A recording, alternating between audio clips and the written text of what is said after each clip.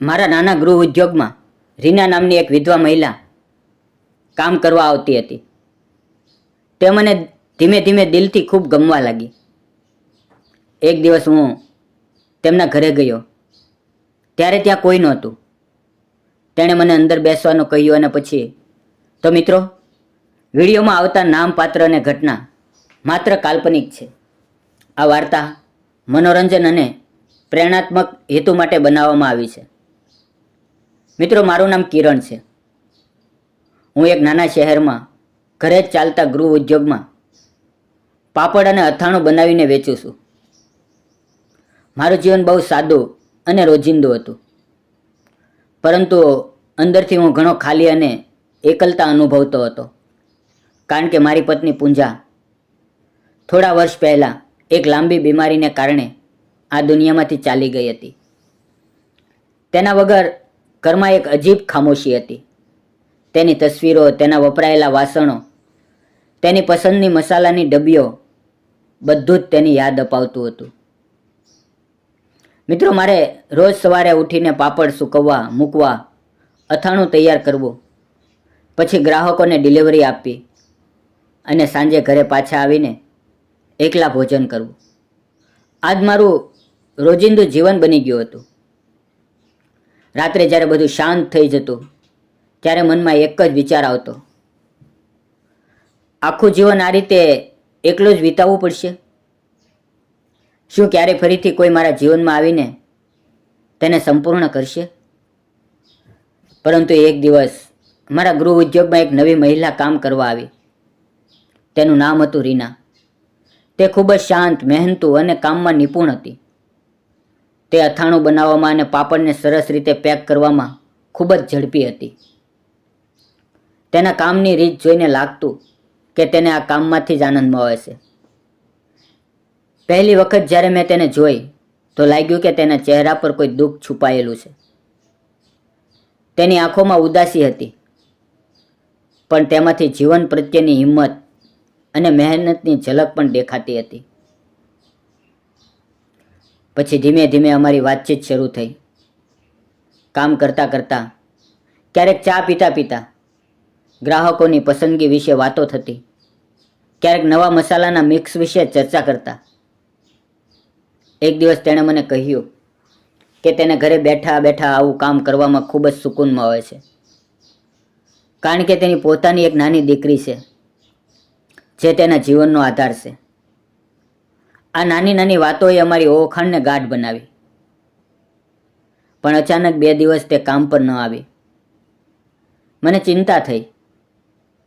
એક બપોરે હું તેના ઘરે ગયો. ડોરબેલ વગાડતા તેણે દરવાજો ખોલ્યો. મને જોઈને તે થોડી હેરાન થઈ, પણ પછી મને અંદર બોલાવ્યો અને ચા બનાવીને આપી. મેં પૂછ્યું, 2 દિવસથી તમે કામ પર નથી આવ્યા, બધું ઠીક છે ને?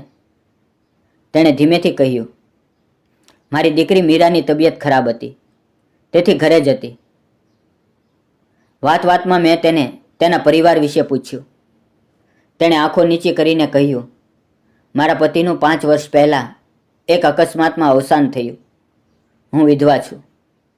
મારી માત્ર એક દીકરી છે, મીરા, માત્ર 8 વર્ષની. તેના માટે જ હું ગૃહ ઉદ્યોગમાં કામ કરું છું અને થોડું કમાઈને તેને સારું ભવિષ્ય આપવા મથું છું. એ વખતે મારા હૃદયમાં કંઈક હલચલ થઈ. મને સમજાયું કે તેનું દુઃખ મારા જેવું જ છે. મેં પણ મારી પત્નીને ગુમાવી હતી. મેં તેને મારી વાત કરી, પૂંજાની બીમારી, તેના વગરની એકલતા, રાત્રે ઊંઘ ન આવી. અમે બંને ઘણીવાર ચૂપ થઈ ગયા, પણ એ ચૂપકીમાં જ એકબીજાના દર્દને સમજવાની શક્તિ મળી. મેં મનમાં નક્કી કર્યું કે તેને ક્યારેય એકલતાનો અહેસાસ થવા નહીં દો. ધીમે ધીમે મારી લાગણીઓ પ્રેમમાં બદલાઈ.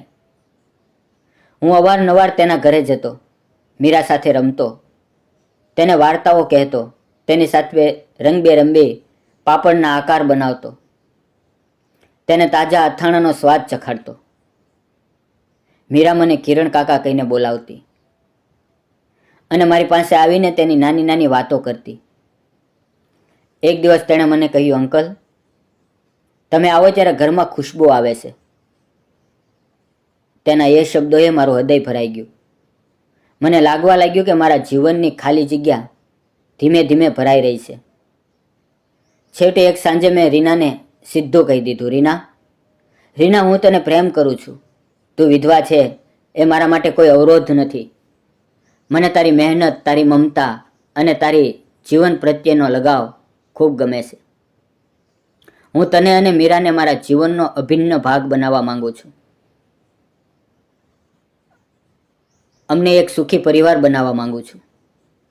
મારા શબ્દો સાંભળી તેની આંખો છલકાઈ ગઈ. તેણે ધીમેથી કહ્યું, કિરણ, મેં ક્યારેય વિચાર્યું નહોતું કે મારા જીવનમાં ફરીથી આટલો સાચો પ્રેમ આવશે. તમે મીરાને પણ પોતાની દીકરી જેવી અપનાવશો. આ જાણીને મારું મન શાંત થઈ ગયું છે. આ પછી અમારા સંબંધો વધુ મજબૂત થયા. થોડા સમય પછી અમે કોર્ટમાં જઈને લગ્ન કરી લીધા. મીરાને મેં ગોદમાં ઉંચકી અને કોર્ટમાંથી બહાર આવતા તેણે પહેલી વખત મને પપ્પા કહીને બોલાવ્યો. એ અવાજ સાંભળીને મારી આંખોમાં ખુશીના આંસુ આવી ગયા. મને લાગ્યું કે જીવન ફરીથી નવું જન્મ લઈ રહ્યું છે. લગ્ન પછીનું જીવન ખૂબ જ મધુર અને ભરપૂર બની ગયું. સવારે રીના ચા બનાવીને આપે. મીરા મારી ગોદમાં બેસીને પાપડ બનાવવામાં મદદ કરે. હું ગ્રાહકોને ડિલિવરી આપવા જાઉં અને સાંજે ઘરે પાછો ફરું ત્યારે બંને મને દરવાજે ઊભા રહીને પપ્પા આવ્યા કહીને ભેટી પડે. મિત્રો, અમે સાથે મળીને નવા ફ્લેવરના અથાણા બનાવીએ. રજાઓમાં બહાર ફરવા જઈએ. મીરાના જન્મદિવસ પર ખાસ પાપડની પાર્ટી કરીએ. એ નાની નાની ક્ષણો જીવનને અમૂલ્ય બનાવી દેતી. સમય વીતતા મને સમજાયું કે જીવન હંમેશા નવી તકો આપે છે. જો આપણે હિંમત રાખીને, દિલ ખોલીને કોઈને અપનાવી લઈએ તો દુઃખ પછી પણ સુખ ફરીથી આવી શકે છે. આજે વર્ષો વીતી ગયા છે. મીરા હવે સ્કૂલમાં જાય છે, ખૂબ હોશિયાર છે અને અમારા ગૃહ ઉદ્યોગમાં પણ નાની મદદ કરે છે. રીના મારી જીવનસાથી તો છે જ, પણ મારી સૌથી વફાદાર મિત્ર અને સાથી પણ છે.